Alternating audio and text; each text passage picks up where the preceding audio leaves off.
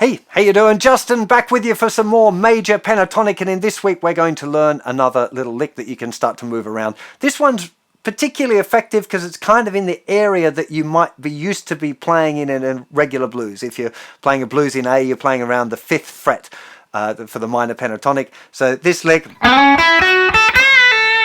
this is kind of based around the 5th fret in a kind of comfortable area, but you can move it around.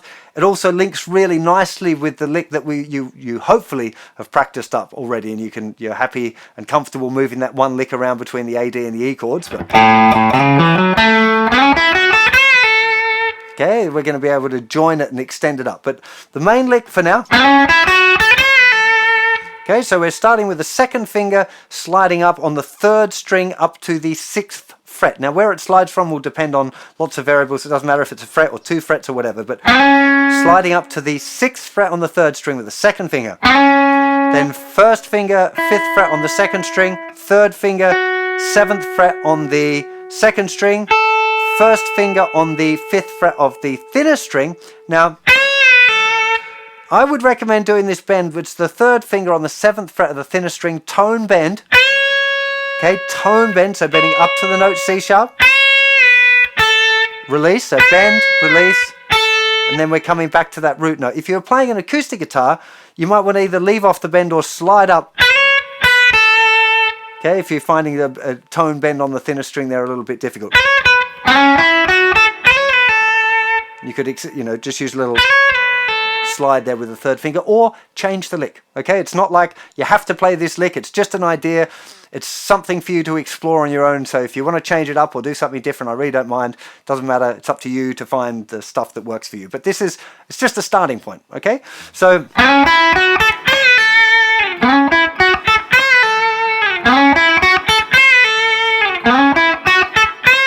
now it's gone to the D chord. What do? We move it. Now, this was around the A chord.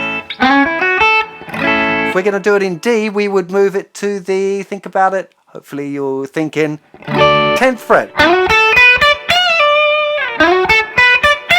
Back to A. E.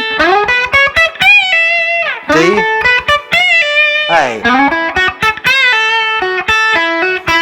Okay, and then either a turnaround or go back to the E. Let me play that along with the backing track. As usual, I'll probably fluff the first one because it's always difficult to come in with a looper. I should have put myself a little click there at the start, but I didn't think of doing that at the time. Anyway, here we go.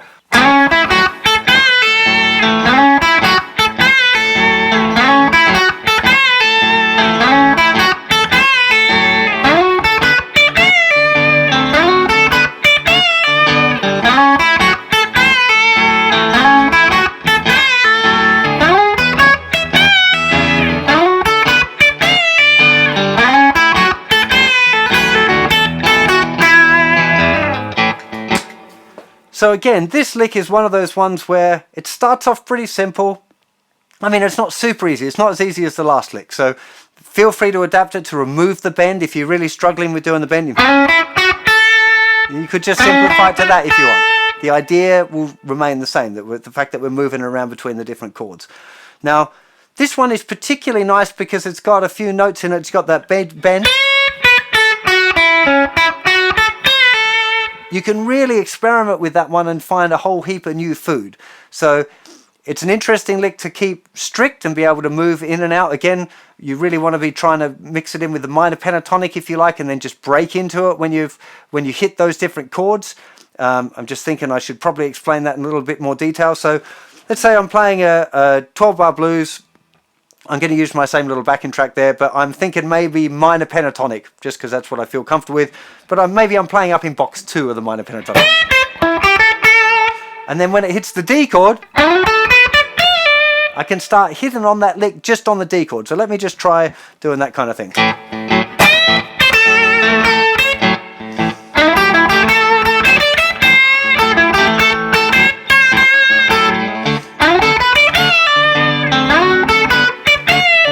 Minor pentatonic. E. Minor pentatonic.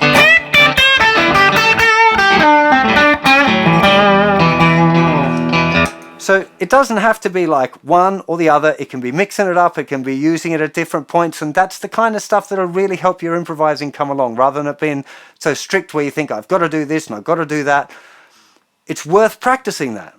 It's worth practicing the one lick, moving around different patterns, making sure you're aware of where the chord changes are, but then try and open it up and mix it in with the stuff that you already know. A lot of people find that when they learn a new skill like this, that it's either on or off, that they're playing like their old stuff that they know really well, or they're doing the new thing. And that they kind of flick in a switch and it becomes a little bit disjointed. So what you're really looking for here is a way of trying to find the way of blending it in with the stuff that you know already, even if it's just a little bit of it. So just one little lick or one little phrase, like going, okay, when I go to the D chord, I'm going to use that lick. So no matter where you are, you jump onto it. And it's thinky, like I've said in a previous video. You don't want to think about it in the real world when you're really doing it, when you're really improvising. But as a thing to practice, this is where the good stuff comes from. You've got to practice things over and over again and make them feel natural and instinctive, and they will start coming out by themselves without having to think about it. And that's what you want. You're training your fingers to do the right stuff, and you're also training your musical mind to hear those things. It's not just about getting the fingers and the muscle memory and all of that. That's probably a part of it. But what you really want is your musical mind to hear these ideas, so that when you're improvising, they're available. There's something that kind of, they just happen. When you're improvising, or when I'm improvising, what I'm aiming for is not thinking.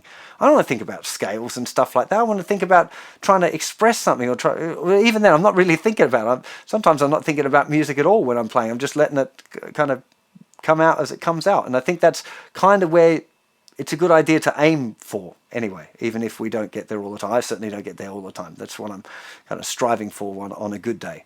So that would be where I would recommend that you take it next, is just this, again, this one lick. So you've got the lick from the last lesson to explore, and now you've got... So you've got those two phrases, but of course each one can be explored a whole heap. You know, again, linking them together is a really nice idea as well, because you get a little bit of movement there. I'll just give you a little demo of trying to link those two things together as well, so you've got some ideas of what I'm talking about.